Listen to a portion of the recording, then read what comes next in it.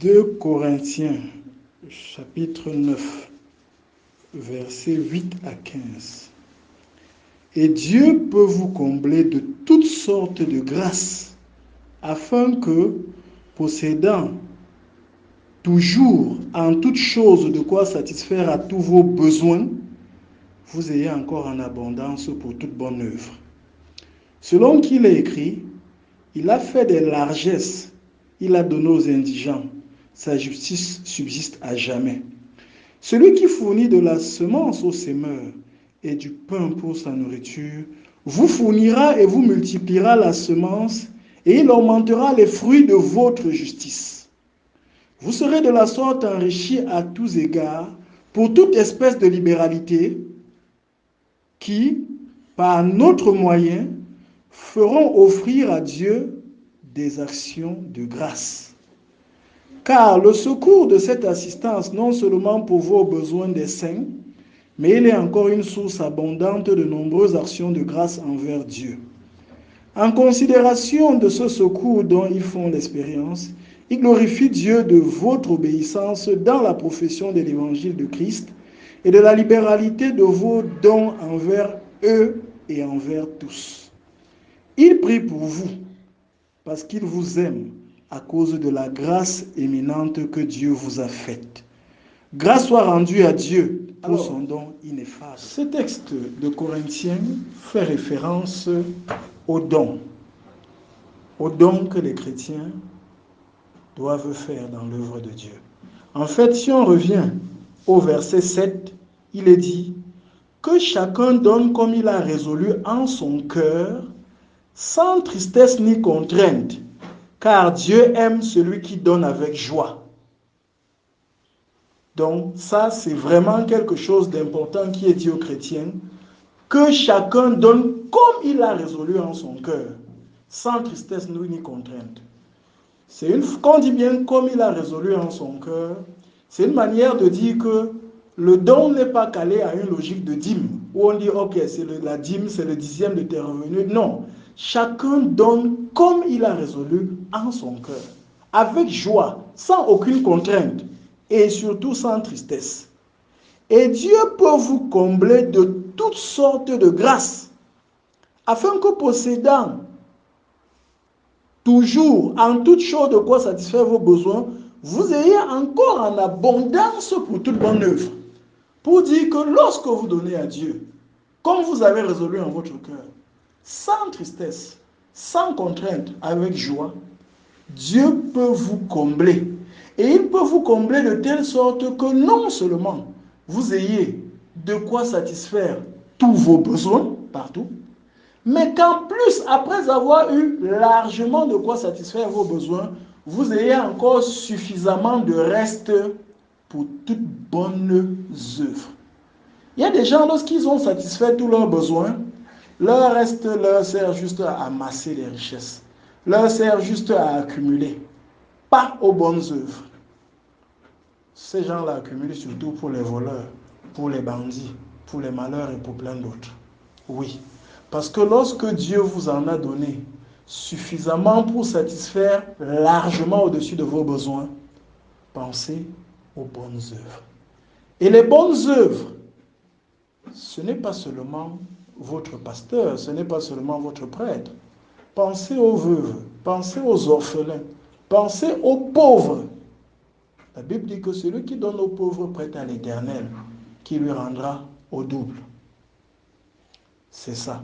Donc, Dieu veut que vous ayez souci des pauvres, que vous ayez souci des saints, c'est-à-dire de tous ceux-là qui sont membres de l'Église. Je ne dis pas seulement du clergé, je ne dis pas seulement de ceux-là qui enseignent Dieu, mais de tous ceux-là qui sont membres de l'Église. Et on dit bien, il a fait des largesses, il a donné aux indigents, parce que lorsqu'il vous a donné suffisamment pour que vous participiez aux bonnes œuvres, à travers vous, il fait donc parvenir sa nourriture, sa bénédiction à ceux-là qui sont dans le besoin. Et lorsque vous faites ainsi, il vous fournira, il multipliera la semence, il multipliera les fruits de votre justice. Ah, c'est très important. Il multipliera les fruits de votre justice. Il y a des gens qui pensent que le don est une forme de corruption à Dieu. C'est-à-dire qu'ils viennent corrompre Dieu par leur don. Non, on ne corrompt pas Dieu. Dieu veut d'abord que votre cœur soit à lui.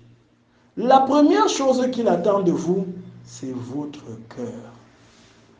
Ce n'est pas votre argent, ce n'est pas vos dons matériels. Non.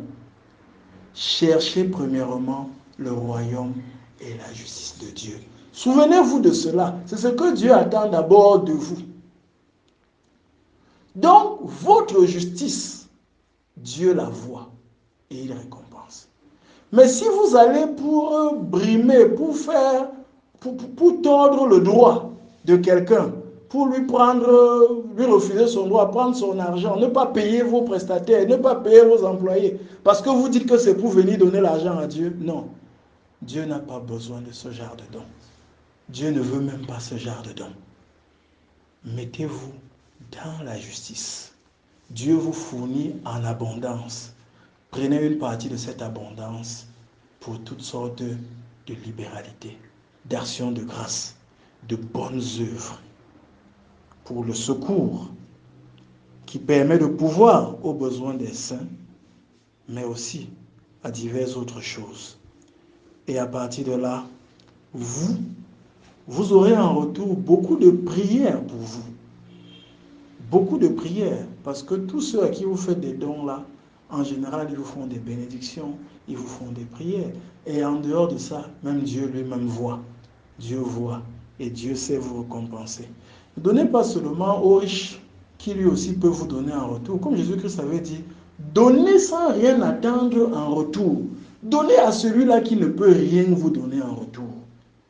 Si ce n'est peut-être même pas forcément, sa prière, sa bénédiction. Parce que là, comme il est dit dans la Bible, celui qui donne aux pauvres prête à l'Éternel. Vous prêtez ainsi à Dieu qui vous rendra au double. Donc lorsque vous êtes dans la libéralité, dans le don, dans la justice de Dieu, Dieu à ce moment vous bénit, multiplie et vous permet d'en avoir encore davantage et davantage pour que ce que vous ayez puisse aider à l'édification des saints, que ça puisse aider à l'église, à la distribution. Il n'est pas question qu'on ait à l'église le pasteur ou le berger qui est dans un luxe insolent et des usagers, des gens qui sont là, qui ne savent même pas qu'est-ce qu'ils vont manger à midi. Non, il est question d'un don qui est distribué pour que tous les saints voient bien que Dieu prend soin d'eux. C'est de ça qu'il s'agit. Nous tous nous devons participer à ces bonnes œuvres en sachant que c'est un appel que chacun donne librement, sans contrainte, avec joie, et Dieu saura le lui rendre. Mais qu'il le donne non pas comme une corruption à Dieu, qu'il garde toujours à l'esprit que la première chose que Dieu attend de lui, c'est son cœur.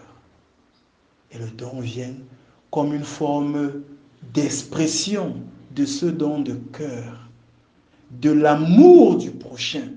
Rappelez-vous, le deuxième grand commandement, l'amour du prochain. Et Dieu, lui, saura vous rendre cet amour. Amen.